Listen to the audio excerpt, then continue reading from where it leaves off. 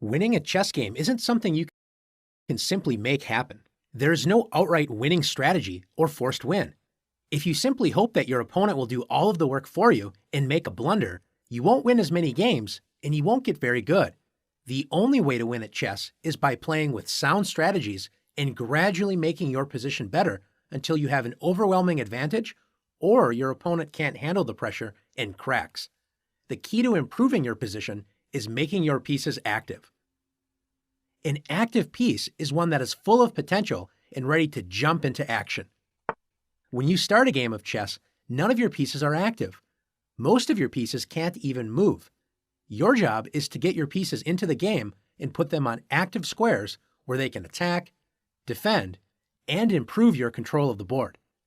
Let's take a look at a few positions and compare who has more active pieces. Let's start by looking at some opening moves and see which side does a better job activating their pieces. White begins the game with e4, controlling the center and already opening up lines for the light-squared bishop and queen. Black plays h6. This pawn controls g5 but does nothing to help with development. White plays knight f3. The knight activates toward the center, controlling the d4 and e5 central squares. Black plays knight a6, developing a piece, but unlike White's last knight move to f3, Black's knight on a6 does not control the center and only controls 4 squares, b4, c5, c7, and b8. Let's compare that to the knight on f3. 1, 2, 3, 4, 5, 6, 7, 8. 8 total squares, or twice as many as the knight on a6 controls. That's why it's important to develop toward the center. White follows this advice with bishop to c4, controlling the center and placing pressure on Black's weakest point, the f7 square. Notice White is ready to castle on the very next turn. Black plays h5, moving the h-pawn for a second time, which does not control any central squares and wastes time that could have been used to develop a piece. White castles the king to safety and brings the rook toward the center. Black places a second knight to the edge of the board, reducing its square control again to only 4 squares, just like the knight on a6. White activates the rook with rook e1. The rook enjoys open lines in the center of the board. Notice the rook can help support the e-pawn's advance up the board in the future.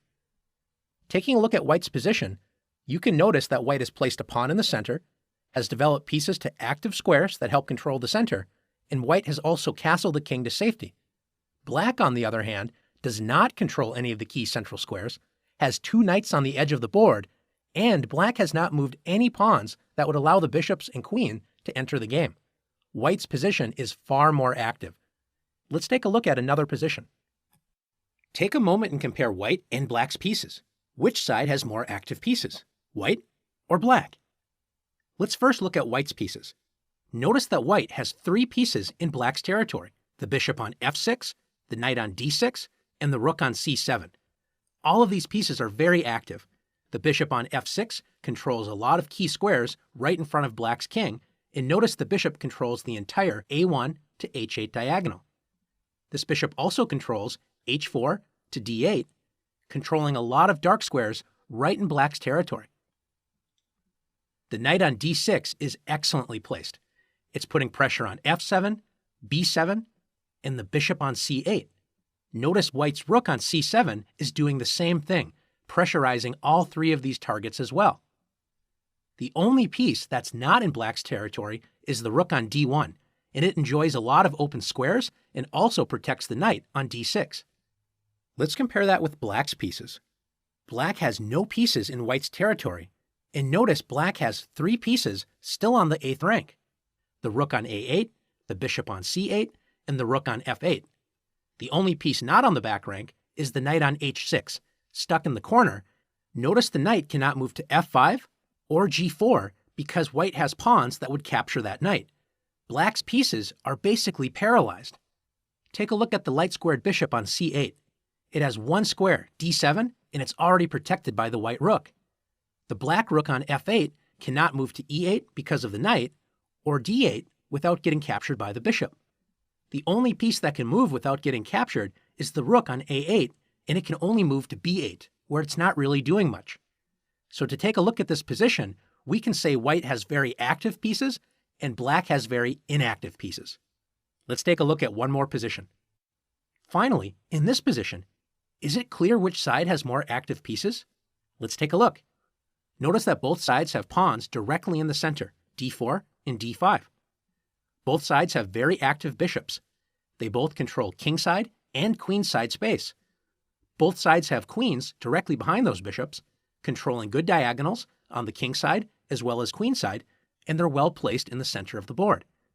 Notice both sides have rooks on the c-file, enjoying a lot of open squares. The only difference between the two sides is the rook on e1 for white has the e-file all to itself. Meanwhile, the rook on f8 isn't really doing that much for black.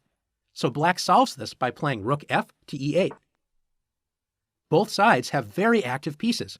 We would call this an even or balanced position. Now that you've learned how to identify active versus inactive pieces, it's your turn to practice activating your pieces.